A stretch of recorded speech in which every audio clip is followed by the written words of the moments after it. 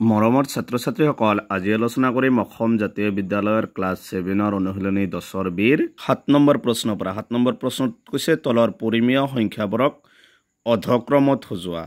তাৰমানে তলত দিয়া পৰিমেয় সংখ্যাকেইটা দিয়া আছে এটাক অধক্ৰমত সজোৱা মানে কি ডাঙৰৰ পৰা সৰুলৈ সজাব লাগে। 1 নম্বৰটো দিছে 4/7 9/14 2/3 1/2 গতিকে এইটো আমি ডাঙৰৰ পৰা সৰুলৈ সজাব লাগিব। সবা প্ৰথমটো 4/7 9/14 তাৰপিছত কি দি আছে 2/3 1/2 প্ৰথমে এই তলৰ কি আছে 7 14 3 2ৰ লহাগু ওলাব লাগিব। সবা এই দুটা হাতেৰে হৰণ যায় আৰু এই দুটাক দুইৰে হৰণ যায়। প্ৰথমে হাতেৰে কৰো, হাতেদি হাতক একবাৰ, হাতেদি 14ক দুইবাৰ, হাতেদি 3ক নাযায় নমাই নিবা, হাতেদি 2ক নাযায় আকৌ দুইৰে যাব, যেতিয়ালৈকে দুটাৰে যাব তেতিয়ালৈকে হৰণ কৰিবা। 2ৰে 1ক নাযায়, 2ৰে 2ক একবাৰ, 2ৰে 3ক নাযায়, 2ৰে 2ক একবাৰ। গতিকে লহাগুটো কিমান হ'ব 7 2 গুণ 14 14 3 গুণ কিমান 42 তাৰমানে আমি লহাগুটো কিমান পাইছো 42। আমাৰ গোটেইটো তলত কিমান বনাব লাগিব 42। গতিকে প্ৰথমটো আছে 4/7 ইনটু 7ৰ লগত কিমান পূৰণ কৰিলে 42 হ'ব 6 ওপৰতো 6 কৰিব লাগিব। তলত হ'ব 42 ওপৰত হ'ব 24 9/14 14ৰ লগত কিমান পূৰণ কৰিব লাগিব 3 ওপৰতো 3 তলত হ'ব 42 ওপৰত হ'ব 9 3 গুণ 27। সবা তাৰপিছত আছে 2/3 3ৰ লগত কিমান পূৰণ কৰিব লাগিব 14 ওপৰতো 14 3ৰ লগত 14 পূৰণ কৰিলে কিমান হ'ব 42 আৰু ওপৰত হ'ব 2 14 গুণ 28। তাৰপিছত 1/2 2ৰ লগত কিমান পূৰণ কৰিব লাগিব 21 2 1 গুণ 2 2 2 গুণ 4 তাৰ ওপৰতো 21 42 ওপৰত হ'ব 21। তাৰমানে গোটেইকেইটাৰ তলত কি হৈছে আমি 42 বনাই লৈছোঁ। এতিয়া চাবা ইয়াৰ কোনটো আমি যেহেতু অধক্ৰম মানে কি ডাঙৰ পৰা ইয়াত কোনটো ডাঙৰ হৈছে এইটো 28 বা 42 28/42 মানে কি লিখিব পাৰিম 2/3।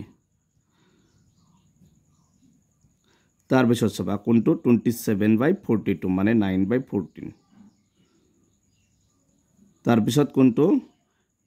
24/42 মানে 4/7। তাৰপিছত কোনটো হ'ব 21/42 মানে 1/2। এইটো হৈছে 7ৰ 1 নম্বৰটোৰ এনসাৰ। 2 নম্বৰটোত চাবা -6/5 আছে -4/3 -5/4 -7/6। এতিয়া চাবা চাৰিটা লহাগু ওলাই ল'ম। প্ৰথমে এই দুটা কিহেৰে হৰণ যাব 2ৰে যাব আৰু 3ৰে যাব। গতিকে 2 দি কৰোঁ প্ৰথম চাবা 2 দি 5ক নাযায় মানে 5টো নমাই আনিবা, 2 দি 3ক নাযায় নমাই আনিবা, 2 দি 4ক কেইবাৰ যায় 2বাৰ, 2 দি 6ক কেইবাৰ যায় 3বাৰ আকৌ 3ৰে যাব 3ক 3ৰে কৰিবা। 3ৰে কৰিলে কি হ'ব 5ক নাযায় 5টো নমাই আনিবা, 3 দি 3ক একবাৰ, 3 দি 2ক নাযায়, 3 দি 3ক একবাৰ আকৌ একে সংখ্যাৰে দুটাক নাযায় গতিকে পূৰণ কৰিবা 2 3 গুণ 6 6 5 গুণ কিমান হ'ব 30 30 2 গুণ 60 মানে লহাগুটো আমি কিমান পাইছোঁ 60। -6/5 চাবা 5ৰ লগত কিমান পূৰণ কৰিলে 60 হ'ব 12 ওপৰতো কি কৰিবা 12 পূৰণ কৰিবা 6 12 গুণ কিমান হ'ব 48 -4/3 ইনটু 3ৰ লগত কিমান পূৰণ কৰিলে 60 হ'ব 20 তলত হ'ব কিমান 60 আৰু ওপৰত হ'ব 80। তাৰপিছত আছে -5/4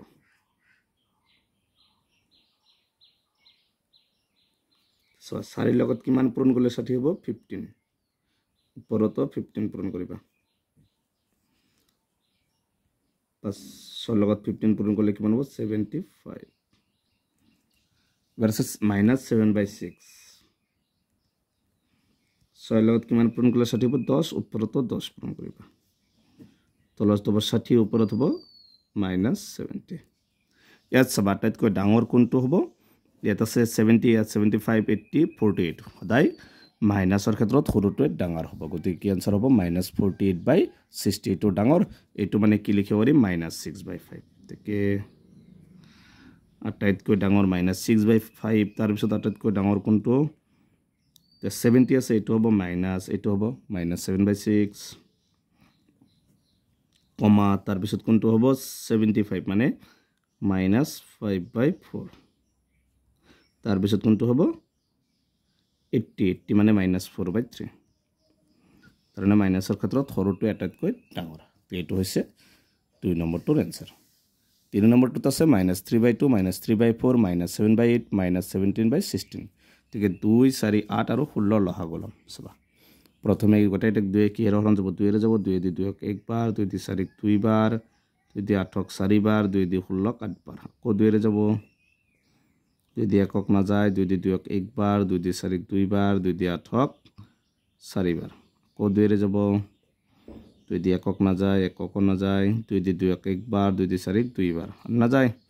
পূৰণ কৰিবা 2 2 গুণ 4 4 2 গুণ 8 8 2 গুণ 16 মানে লহাগটো কিমান পাইছো আমি 16 2 এর লগত কিমান পূৰণ কৰিলে 16 8 ওপৰতো 8 পূৰণ কৰিবা 2 8 গুণ 16 আৰু ওপৰত হ'ব 3 8 গুণ 24 তাৰ পিছত 3/4 -3/4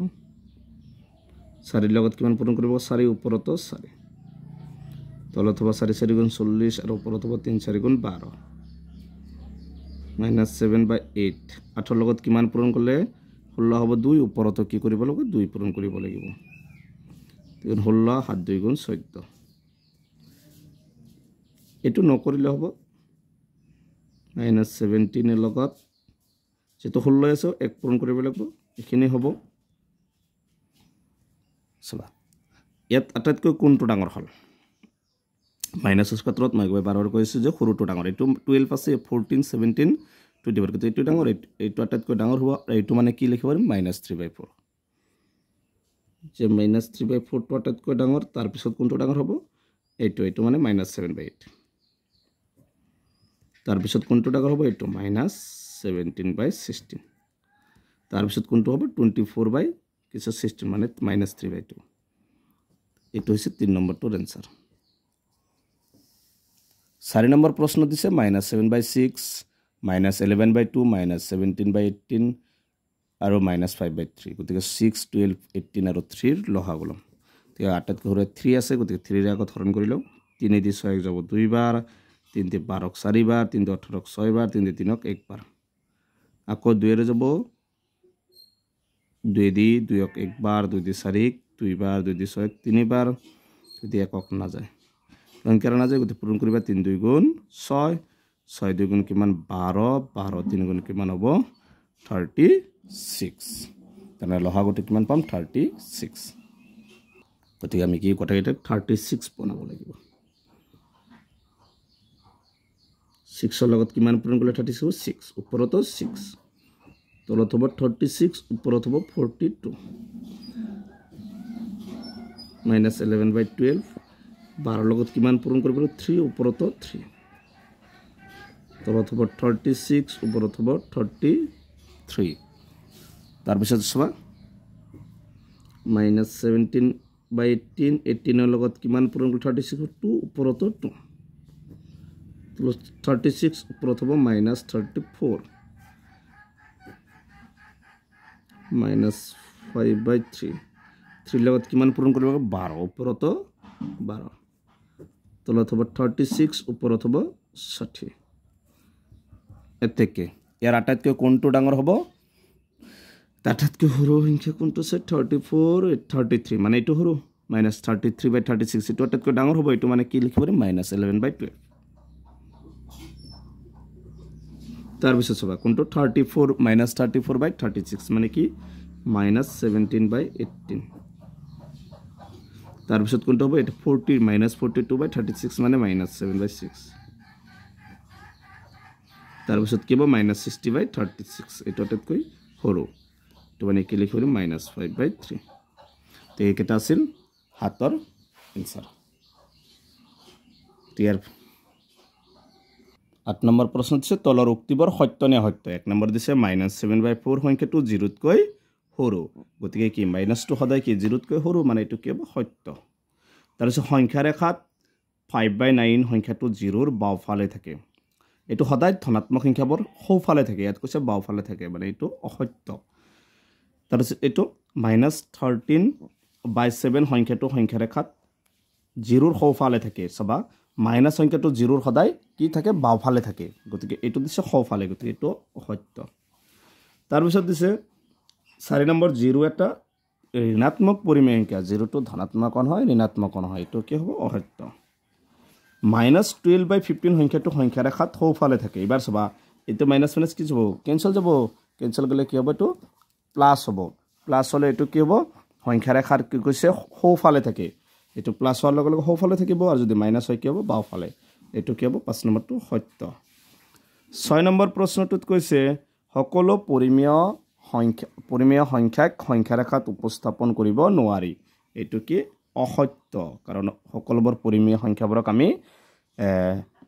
সংখ্যা ৰেখাত উপস্থাপন কৰিব পাৰি 7 নম্বৰ কৈছে সংখ্যা ৰেখাত -7/8 সংখ্যাটো -10/9ৰ সোঁফালে থাকে এইটো কি হ'ব ধনাত্মক হ'ব ধনাত্মক হোৱাৰ লগে লগে এইটোতকৈ এইটো কি হ'ব সোঁফালে থাকে গতিকে এইটো হ'ব সত্য গতিকে আজিৰ ভিডিঅ'টো এইখিনিয়ে তোমালোকে ভিডিঅ'টো লাইক কৰিবা এণ্ড চেনেলটো ছাবস্ক্ৰাইব কৰিবা থ্যাংক ইউ ফৰ ৱাচিং দিছ ভিডিঅ'